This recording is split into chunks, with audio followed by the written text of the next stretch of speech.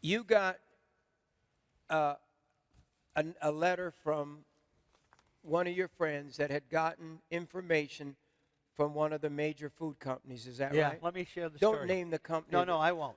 Friday, I get an order for somebody. He ordered 2 books on online, and I thought it was a mistake because they were 4 minutes apart to the same address. So I followed up, gave him a call. Did you really order 2 books? He was thrilled that I called him. And I said, yeah, send both books. And then we got to talking, and he said, I got to tell you something. He said, I've been prepping for a year, and I know some people out in the prepping industry.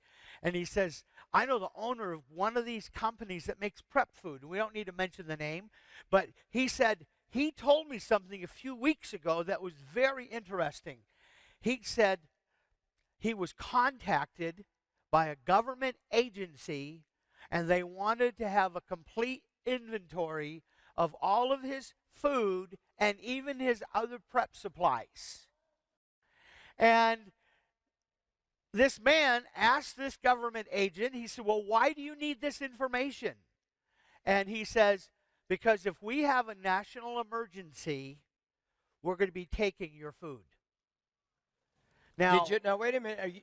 You guys don't have a reaction. You should go, oh, or something. yeah, it's all right. Now, I have the name of the company. I verify this. We all verify everything. So I honestly couldn't believe it, because that's pretty bold of the government to call it. They wanted an inventory of the survival food company because they said if they're preparing for crisis. How come the government's preparing for a crisis that the church is laughing at anything bad's going to happen? I have a feeling most people in the church must never read the book of Revelation.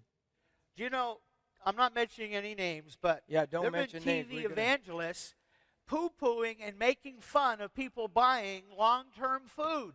And the government is looking at the companies that are making it with interest. That's right. So, John, so you verified this, but then you said, I wonder if it's true. Yes.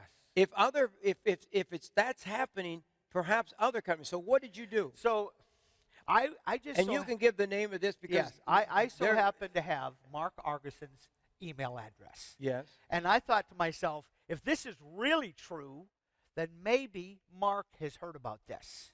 And Mark is the owner of Argeson Foods. This food company was contacted by a government agency and wanted a complete inventory of all their food. When they asked why, they were told that in an event of a national emergency, they would be taking their food. I mailed this to Mark Argeson. I said, Mark, have you heard anything about this? And this was his response, or part of his response. Yes, we have also been contacted by government agencies to do the same. So if a crisis takes place, if you think we could order food and make food even, the government says, we want an inventory of what you have because in the case of a national crisis, we're going to take your food. And like communism or socialism, they're going to try to spread it around, but it means everybody will die because there won't be enough.